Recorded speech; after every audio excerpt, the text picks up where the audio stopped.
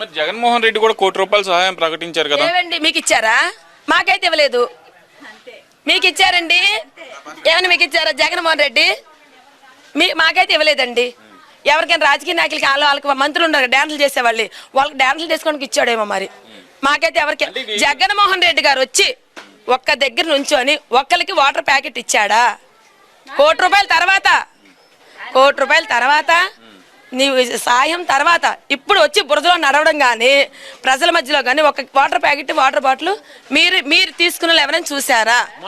రెండు సార్లు వచ్చారు కదా. ఎక్కడికండి? తైతక్కలు ఆడాడండి వచ్చి. మీకు ఎవరికైనా కనిపించారండి? ఎక్కడ కనిపించారండి? ఏమండి దిగితేనే లోతు తెలిసిద్ది. గట్టి మీద ఉండి హాయ్ బాయ్ చెప్పి ఎవడైనా పల్లెలకు నవ్వుకుంటే ఏం చెప్తాడు ఎవడైనా? మొన్న వెల్లంపల్లి శ్రీనివాస్ గారు మరి ట్రక్కు నిండా బ్రెడ్ ప్యాకెట్లు వేసుకుని. మీకు ఎవరికైనా కనిపించిందండి?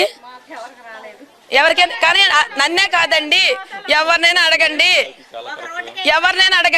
నన్ను ఒక్కదాన్నే కాదు.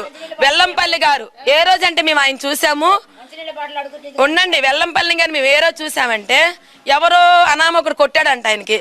కుడుకను కొడితే ఎడంకను మూసుకున్నాడు కదా, అప్పుడు చూసామండి ఆయన్ని మేము. ఆ రోజు చూసాం వెల్లంపల్లి గారిని మేము. ఆయన అప్పుడెప్పుడో ఎలక్షన్లో గెలిచినప్పుడు దేవాదాయ శాఖగా తెలుసు.